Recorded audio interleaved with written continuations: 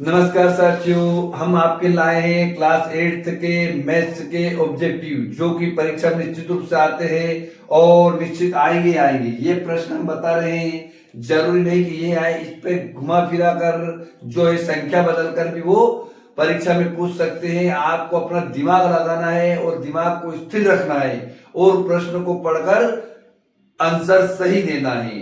तो यहाँ पर हम बता रहे हैं सही विकल्प। सबसे पहले तो पहला प्रश्न दिया गया है कि 7/2 मीटर यानी साढ़े 3 मीटर। 7/2 का मतलब होता है 3.5 मीटर कपड़ा। लंबाई वाले कपड़े में से 5/2 मीटर कपड़ा काटेंगे तो शेषफल बचेगा। तो देखो, काटना हो या जोड़ना हो तो भिन्न परिमेय यानी बटाबटी वाली संख्या पहले बताया हमने कि बटाबटी वाली संख्या है कि 7/2 और 5/3 हर का लघुत्तम लेंगे। 2 और 3 दोनों अलग अलग है, दोनों का गुणा कर दो, 2 तरी 6। अब 3 का 7 में करेंगे 3 से 21 आएगा और 2 का 5 में करेंगे 10।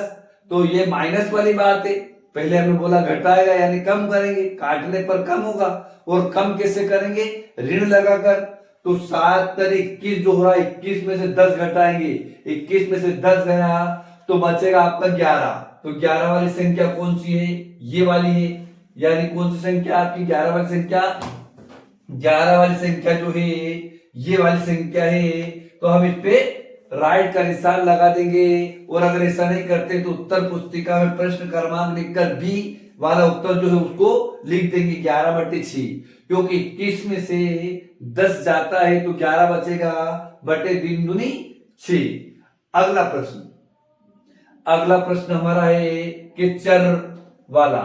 चर यानी अंग्रेजी वर्णमाला को हम अंग्रेजी वर्णमाला को चर कहते हैं। तो एक चर वाला देखिए समीकरण कौन सा है। तो एक चर यहां पर देखा हमने 2x + 3 है, यहां एक चर है, यहां पे 2 है, यहां पे वर्ग है। यह रेखिक समीकरण नहीं है।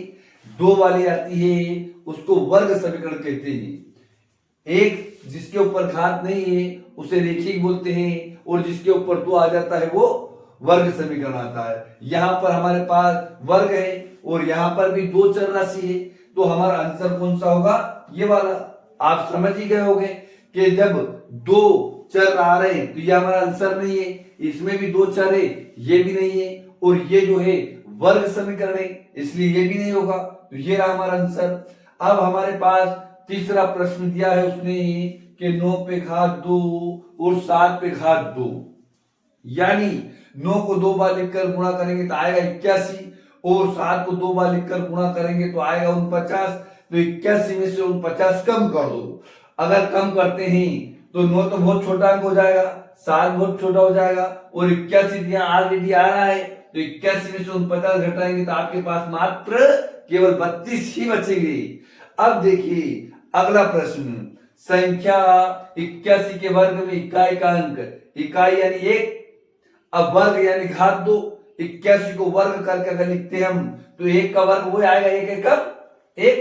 अगर 1 है तो इसमें 81 का 81 में गुणा करेंगे। शुरू में हमारे पास 1 का गुणा 1 में होगा, 1 का गुणा 1 में करने पर और कितनी बार भी करेंगे तो केवल और केवल 1 ही आएगा। तो यहाँ पे जरा गौर करने की बात है और अपने दिमाग पे जरा से जोर डालो और सोचो कि अगर 1 का 1 में गुणा करेंगे तो 1 आएगा। तो यहां पर हमारा डी वाला आंसर राइट रहेगा। अगला प्रश्न, 35 केम और 25 केम में अनुपात ज्ञात कीजिए। अनुपात यानी बटाबटी। वेरी सिंपल, यानी 35 के बटे 25 लिख देंगे और 5 से काटते हैं तो 5 तो 35 और 25 यानी यहां आएगा 7 और यहां आएगा 5। तो 7:5 हमारा आंसर रहेगा, जो कि ये रहा। इस प्रकार हमने आपको 5 बताए हैं, आगे और बता रहे हैं।